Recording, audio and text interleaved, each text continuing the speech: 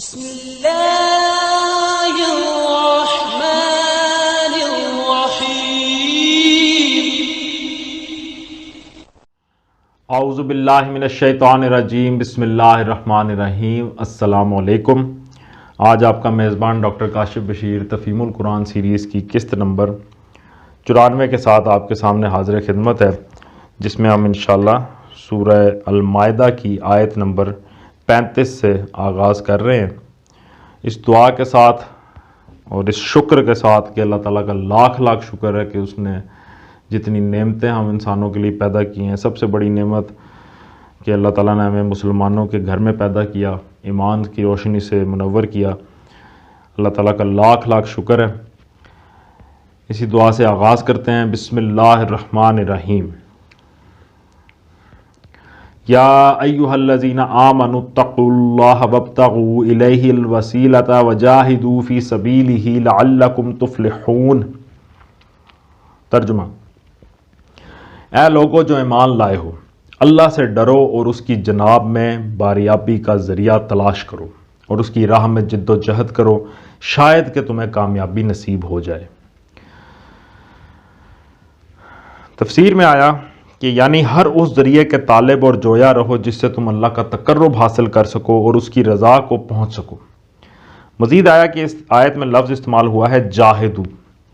جس کا مفہوم محض جد و جہد سے پوری طرح واضح نہیں ہوتا۔ مجاہدے کا لفظ مقابلے کا مقتضی ہے، اور اس کا صحیح مفہوم یہ ہے کہ جو قوتیں اللہ کی راہ میں مزاحم ہیں، جو تم کو خدا کی مرضی کے مطابق چلنے سے روکتی ہیں اور اس کی راہ سے ہٹانے کی کوشش کرتی ہیں، جو تم کو پوری طرح خدا کا بندہ بن کر نہیں رہنے دیتی اور تمہیں اپنے یا کسی غیر اللہ کا بندہ بننے پر مجبور کرتی ہیں، ان کے خلاف اپنی تمام امکانی طاقتوں سے کشمکش اور جد و جہد کرو۔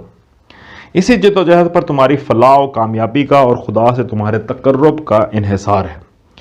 اس طرح یہ آیت بندہ مومن کو ہر محاذ پر چومکھی لڑائی لڑنے کی ہدایت کرتی ہے۔ ایک طرف ابلیس لعین اور اس کا شیطانی لشکر ہے، دوسری طرف آدمی کا اپنا نفس اور اس کی سرکش خواہشات ہیں، تیسری طرف خدا سے پھرے ہوئے بہت سے انسان ہیں جن کے ساتھ آدمی ہر قسم کے معاشرتی، تمدنی اور معاشی تعلقات میں بندھا ہوا ہے، چوتھی طرف وہ غلط مذہبی، تمدنی اور سیاسی نظام ہے جو خدا سے بغاوت پر قائم ہوئے ہیں اور بندگی حق کے بجائے بندگی باطل پر انسان کو مجبور کرتے ہیں۔ ان سب کے حربے مختلف ہیں، مگر سب کی ایک ہی کوشش ہے کہ آدمی کو خدا کے بجائے اپنا مطیع بنائے۔ بخلاف اس کے آدمی کی ترقی کا اور تقرب خداوندی کے مقام تک اس کے عروج کا انحصار بالکلیہ اس پر ہے کہ وہ سراسر خدا کا مطیع اور باطن سے لے کر ظاہر تک خالصتاً اس کا بندہ بن جائے۔ لہٰذا اپنا مقصود تک اس کا پہنچنا بغیر اس کے ممکن نہیں ہے کہ وہ ان تمام مانع و مزاحم قوتوں کے خلاف بیک وقت جنگ آزما ہو، ہر وقت ہر حال میں ان سے کشمکش کرتا رہے اور ان ساری رکاوٹوں کو پامال کرتا ہوا خدا کی راہ میں بڑھتا چلا جائے۔ ان الذین کفروا لو ان لهم ما فی الارض جميعا ومثله معه لیفتدوا به من عذاب یوم القیامة ما تقبل منهم ولهم عذاب علیم۔ ترجمہ: خوب جان لو کہ جن لوگوں نے کفر کا رویہ اختیار کیا ہے، اگر ان کے قبضے میں ساری زمین کی دولت ہو اور اتنی ہی اور اس کے ساتھ اور وہ چاہیں کہ اسے فدیہ میں دے کر روز قیامت کے عذاب سے بچ جائیں، تب بھی وہ ان سے قبول نہ کی جائے گی اور انہیں دردناک سزا مل کر رہے گی۔ یریدون ان یخرجوا من النار وما هم بخارجین منها ولهم عذاب مقیم۔ وہ چاہیں گے کہ دوزخ کی آگ سے نکل بھاگیں مگر نہ نکل سکیں گے اور انہیں قائم رہنے والا عذاب دیا جائے گا۔ والسارق والسارقۃ فاقطعوا ایدیہما جزاء بما کسبا نکالا من اللہ واللہ عزیز حکیم۔ ترجمہ: اور چور خواہ عورت ہو یا مرد، دونوں کے ہاتھ کاٹ دو، یہ ان کی کمائی کا بدلہ ہے اور اللہ کی طرف سے عبرتناک سزا۔ اللہ کی قدرت سب پر غالب ہے اور وہ دانا و بینا ہے۔ تفسیر میں آیا کہ دونوں ہاتھ نہیں بلکہ ایک ہاتھ، اور امت کا اس پر بھی اتفاق ہے کہ پہلی چوری پر سیدھا ہاتھ کاٹا جائے گا۔ نبی صلی اللہ علیہ وآلہ وسلم نے تصریح فرمائی ہے کہ لا قطع علی خائن، اس سے معلوم ہوا کہ سرقہ کا اطلاق خیانت وغیرہ پر نہیں ہوتا، بلکہ صرف اس فعل پر ہوتا ہے کہ آدمی کسی کے مال کو اس کی حفاظت سے نکال کر اپنے قبضے میں لے لے۔ پھر نبی صلی اللہ علیہ وآلہ وسلم نے یہ ہدایت بھی فرمائی ہے کہ ایک ڈھال کی قیمت سے کم کی چوری میں ہاتھ نہ کاٹا جائے۔ ایک ڈھال کی قیمت نبی صلی اللہ علیہ وآلہ وسلم کے زمانے میں بروایت عبداللہ بن عباس رضی اللہ تعالیٰ عنہ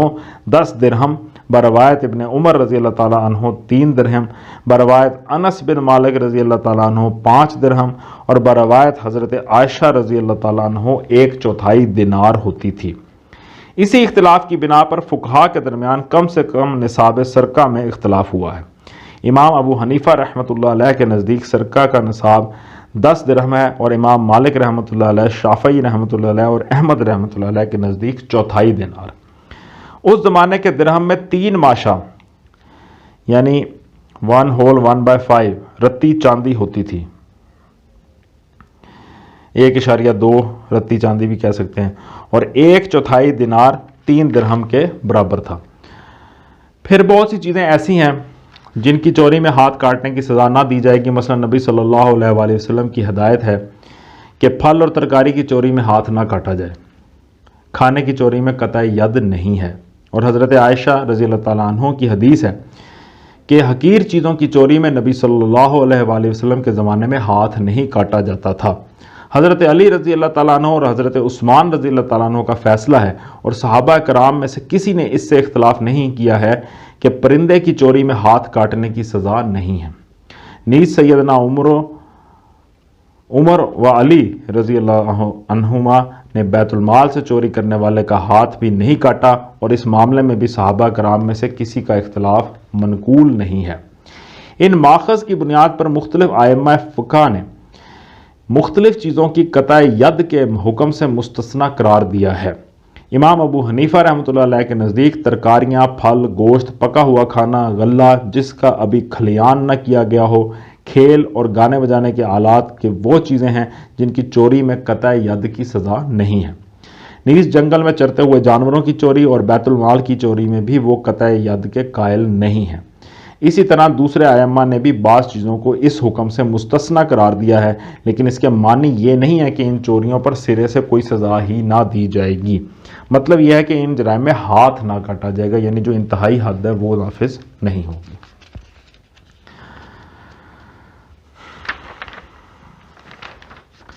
فمن تاب من بعد ظلمه واصلح فان اللہ یتوب علیہ ان اللہ غفور الرحیم۔ ترجمہ، پھر جو ظلم کرنے کے بعد توبہ کرے اور اپنی اصلاح کر لے تو اللہ کی نظر عنایت پھر اس پر مائل ہو جائے گی، اللہ بہت درگزر کرنے والا اور رحم فرمانے والا ہے۔ تفسیر میں آیا کہ اس کا یہ مطلب نہیں کہ اس کا ہاتھ نہ کاٹا جائے، بلکہ مطلب یہ ہے کہ ہاتھ کٹنے کے بعد جو شخص توبہ کر لے اور اپنے نفس کو چوری سے پاک کر کے اللہ کا صالح بندہ بن جائے، وہ اللہ کے غضب سے بچ جائے گا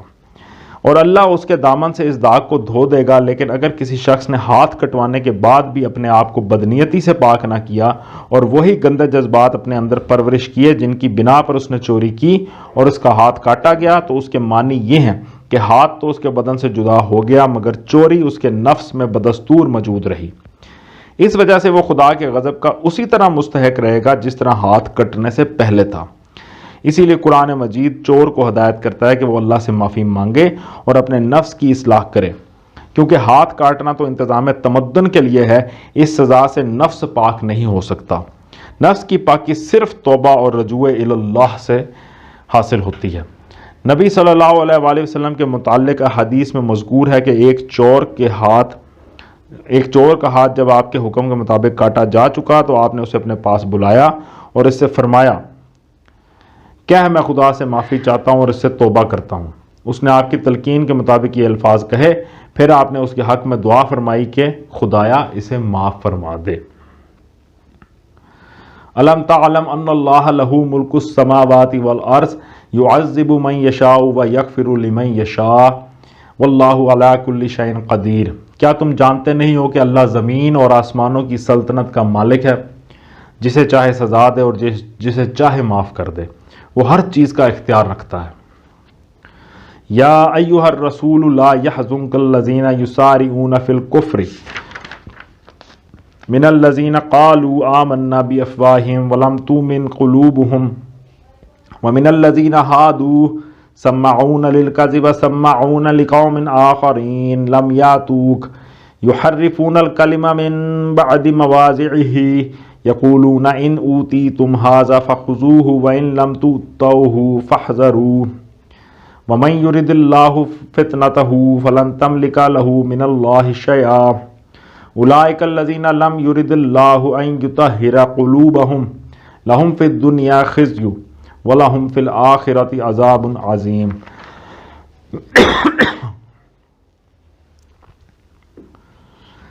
ترجمہ: اے پیغمبر صلی اللہ علیہ وآلہ وسلم، تمہارے لیے باعث رنج نہ ہوں وہ لوگ جو کفر کی راہ میں بڑی تیز گامی دکھا رہے ہیں، خواہ وہ ان میں سے ہوں جو منہ سے کہتے ہیں ہم ایمان لائے مگر دل ان کے ایمان نہیں لائے، یا ان میں سے ہوں جو یہودی بن گئے ہیں جن کا حال یہ ہے کہ جھوٹ کے لیے کان لگاتے ہیں اور دوسرے لوگوں کی خاطر جو تمہارے پاس کبھی نہیں آئے سن گن لیتے پھرتے ہیں۔ کتاب اللہ کے الفاظ کو ان کا صحیح محل متعین ہونے کے باوجود اصل معنی سے پھیرتے ہیں اور لوگوں سے کہتے ہیں کہ اگر تمہیں یہ حکم دیا جائے تو مانو نہیں تو نہ مانو۔ جسے اللہ ہی نے فتنے میں ڈالنے کا ارادہ کر لیا ہو اس کو اللہ کی گرفت سے بچانے کے لیے تم کچھ نہیں کر سکتے۔ یہ وہ لوگ ہیں جن کے دلوں کو اللہ نے پاک کرنا نہ چاہا، ان کے لیے دنیا میں رسوائی ہے اور آخرت میں سخت سزا۔ آیت کے آغاز میں آیا کہ اے پیغمبر صلی اللہ علیہ وآلہ وسلم، تمہارے لیے باعث رنج نہ ہوں وہ لوگ جو کفر کی راہ میں بڑی تیز گامی دکھا رہے ہیں۔ تفسیر میں آیا کہ یعنی جن کی ذہانتیں اور سرگرمیاں ساری کی ساری اس کوشش میں صرف ہو رہی ہیں کہ جاہلیت کی جو حالت پہلے سے چلی آ رہی ہے وہی برقرار رہے اور اسلام کی یہ اصلاحی دعوت اس بگاڑ کو درست کرنے میں کامیاب نہ ہونے پائے۔ یہ لوگ تمام اخلاقی بندشوں سے آزاد ہو کر نبی صلی اللہ علیہ وآلہ وسلم کے خلاف ہر قسم کی رقیق سے رقیق چالیں چل رہے تھے، جان بوجھ کر حق نگل رہے تھے، نہایت بے باکی و جسارت کے ساتھ جھوٹ، فریب، دغا اور مکر کے ہتھیاروں سے اس پاک انسان کے کام کو شکست دینے کی کوشش کر رہے تھے جو کامل بے غرضی کے ساتھ سراسر خیر خواہی کی بنا پر عام انسانوں کی اور خود ان کی فلاح و بہبود کے لیے شب و روز محنت کر رہا تھا۔ ان کی ان حرکات کو دیکھ دیکھ کر نبی صلی اللہ علیہ وآلہ وسلم کا دل کڑتا تھا اور یہ کڑنا بالکل فطری امر تھا۔ جب کسی پاکیزہ انسان کو پست اخلاق لوگوں سے سابقہ پیش آتا ہے اور وہ محض اپنی جہالت اور خود غرضی و تنگ نظری کی بنا پر اس کی خیر خواہانہ مساعی کو روکنے کے لیے گھٹیا درجے کی چال بازیوں سے کام لیتے ہیں تو فطرتاً اس کا دل دکھتا ہی ہے۔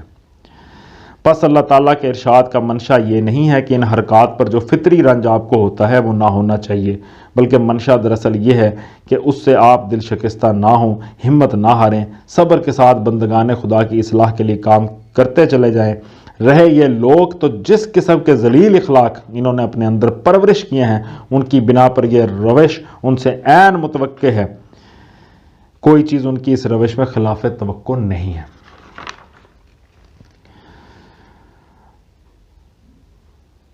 پھر آیت میں آیا کہ جن کا حال یہ ہے کہ جھوٹ کے لیے کان لگاتے ہیں۔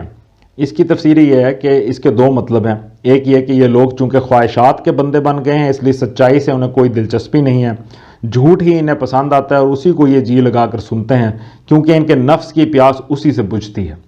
دوسرا مطلب یہ ہے کہ نبی صلی اللہ علیہ وآلہ وسلم اور مسلمانوں کی مجلسوں میں یہ جھوٹ کی غرض سے آ کر بیٹھتے ہیں تاکہ یہاں جو کچھ دیکھیں اور جو باتیں سنیں ان کو الٹے معنی پہنا کر یا ان کے ساتھ اپنی طرف سے غلط باتوں کی آمیزش کر کے حضرت صلی اللہ علیہ وآلہ وسلم اور مسلمانوں کو بدنام کرنے کے لیے لوگوں میں پھیلائیں۔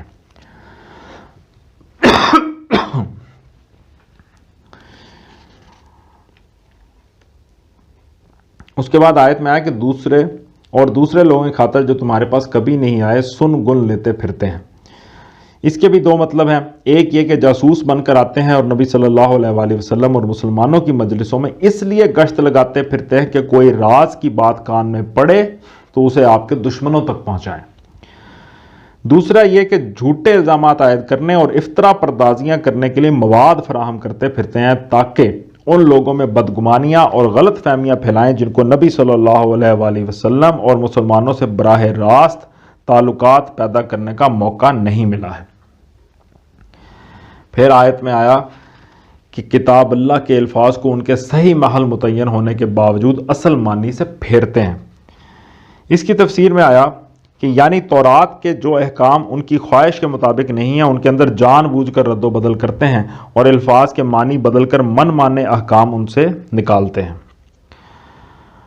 پھر آیت میں آیا تھا کہ اور لوگوں سے کہتے ہیں کہ اگر تمہیں یہ حکم دیا جائے تو مانو نہیں تو نہ مانو۔ اس کی تفسیر ہے کہ یعنی جاہل عوام سے کہتے ہیں کہ جو حکم ہم بتا رہے ہیں اگر محمد صلی اللہ علیہ وآلہ وسلم بھی یہی حکم تمہیں بتائیں تو اسے قبول کرنا ورنہ رد کر دینا۔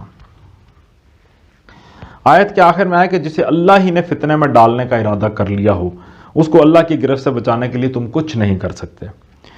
اس کی تفسیر ہے کہ اللہ کی طرف سے کسی کے فتنے میں ڈالے جانے کا مطلب یہ ہے کہ جس شخص کے اندر اللہ تعالیٰ کسی قسم کے برے میلانات پرورش پاتے دیکھتا ہے اس کے سامنے پے در پے ایسے مواقع لاتا ہے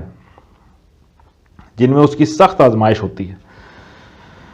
اگر وہ شخص ابھی برائی کی طرف پوری طرح نہیں جھکا ہے تو ان آزمائشوں سے سنبھل جاتا ہے اور اس کے اندر بدی کا مقابلہ کرنے کے لیے نیکی کی جو قوتیں موجود ہوتی ہیں وہ ابھر آتی ہیں۔ لیکن اگر وہ برائی کی طرف پوری طرح جھک چکا ہوتا ہے اور اس کی نیکی اس کی بدی سے اندر ہی اندر شکست کھا چکی ہوتی ہے تو ہر ایسی آزمائش کے موقع پر وہ اور زیادہ بدی کے پھندے میں پھنستا چلا جاتا ہے۔ یہی اللہ تعالیٰ کا وہ فتنہ ہے جس سے کسی بگڑتے ہوئے انسان کو بچا لینا اس کے کسی خیر خواہ کے بس میں نہیں ہوتا، اور اس فتنے میں صرف افراد ہی نہیں ڈالے جاتے بلکہ قومیں بھی ڈالی جاتی ہیں۔ مزید آیا تھا آیت میں کہ یہ وہ لوگ ہیں جن کے دلوں کو اللہ نے پاک کرنا نہ چاہا۔ تفسیر میں آیا کہ اس لیے کہ انہوں نے خود پاک ہونا نہ چاہا۔ جو خود پاکیزگی کا خواہش مند ہوتا ہے اور اس کے لیے کوشش کرتا ہے اسے پاکیزگی سے محروم کرنا اللہ کا دستور نہیں ہے، یعنی کوشش ضروری ہے۔ اللہ پاک کرنا اسی کو نہیں چاہتا جو خود پاک ہونا نہیں چاہتا۔ سماعون للکذب اکالون للسحت فإن جاءوك فاحكم بينهم أو أعرض عنهم وإن تعرض عنهم فلن يضروك شيئا وإن حكمت فاحكم بينهم بالقسط إن الله يحب المقسطين۔ ترجمہ: یہ جھوٹ سننے والے اور حرام کے مال کھانے والے ہیں، لہٰذا اگر یہ تمہارے پاس اپنے مقدمات لے کر آئیں تو تمہیں اختیار دیا جاتا ہے کہ چاہو ان کا فیصلہ کرو ورنہ انکار کر دو۔ انکار کر دو تو یہ تمہارا کچھ بگاڑ نہیں سکتے، اور فیصلہ کرو تو پھر ٹھیک ٹھیک انصاف کے ساتھ کرو کہ اللہ انصاف کرنے والوں کو پسند کرتا ہے۔ اس کی تفسیر میں آیا کہ یہاں خاص طور پر ان کے مفتیوں اور قاضیوں کی طرف اشارہ ہے جو جھوٹی شہادتیں لے کر اور جھوٹی رودادیں سن کر ان لوگوں کے حق میں انصاف کے خلاف فیصلے کیا کرتے تھے جن سے انہیں رشوت پہنچ جاتی تھی یا جن کے ساتھ ان کے ناجائز مفاد وابستہ ہوتے تھے۔